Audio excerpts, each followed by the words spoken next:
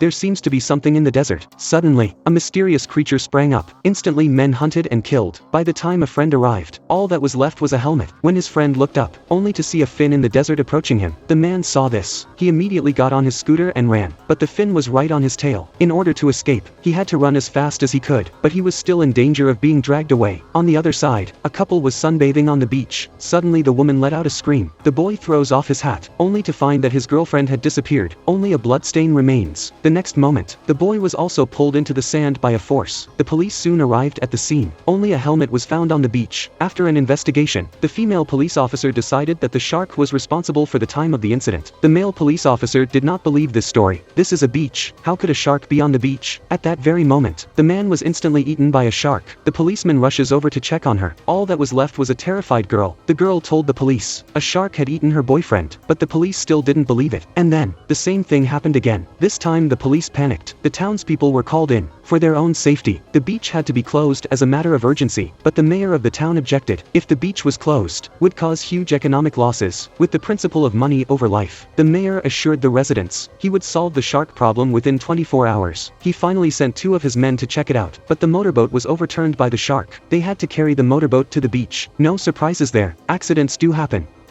The police turned over the motorboat and found 2 bloody hands. And the culprit for all of this, it was a sand shark that had survived on this beach. The police enlisted the help of biologist May. They discovered through the teeth left on the bodies that these sand sharks were prehistoric sharks, and in their juvenile state. The next day, a shark was found hanging from the beach. The shark had been killed by a beachcomber, Master Tak. The mayor complimented him. Xiao Mei went up to him and compared. The shark was not a real sand shark, and the shark had been dead for a week. Seeing that the ruse had been foiled, Handsome was furious. In this case, the beach would have to remain closed. By nightfall, the sand sharks chewed through the town's power lines. At once all the place was plunged into darkness. The crowd rushed to the scene again. Just as Mei was taking samples, a sand shark stalked her. The fins flashed past her eyes. Mei thought she was hallucinating. By the time the police arrived, Mei was already surrounded by sand sharks. She fired a few shots at the shark. She turned around and ran for the road. The mayor, who had witnessed the incident, finally realized how dangerous the shark was, but he seemed to forget what had just happened. He just stood there on the beach, and began to declare the beach closed, as soon as the words were spoken. And just like that, the mayor was being fed by the sand sharks. The crowd looked back, to find Master Tak on the beach repairing the line. They warned him to leave, but he was already lost in the world of music. Just as the lines were coming together, the shark pounced on him. The sand shark was blown into 8 pieces. The town was once again plunged into darkness. The next day, Marshall thought the sand sharks had been destroyed. A party was thrown on the beach. As everyone partied, sand sharks suddenly burst out of the ground. Seeing what they saw, everyone scattered in fear. 4 or 5 fins hovered like ghosts on the beach. The beach became a party for them.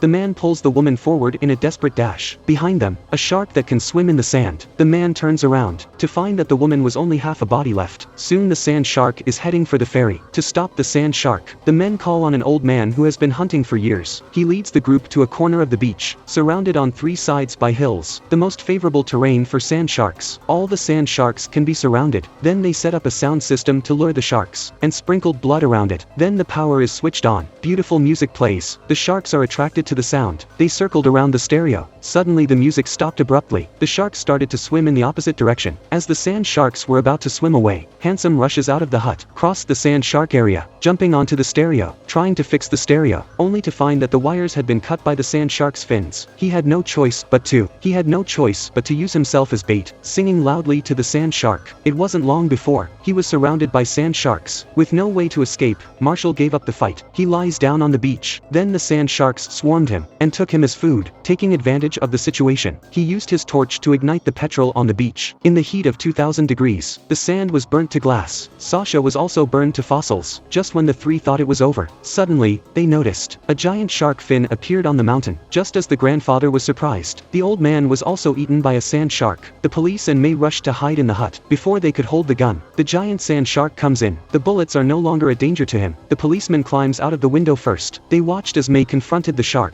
In the nick of time, Mei throws her gun belt and gas can into the shark's mouth. She then escaped through the window. The 2 of them had barely taken a few steps. A giant sand shark bites and blows up the gas can. They were blown up into a huge pile of carcasses. Mei and the policeman survived.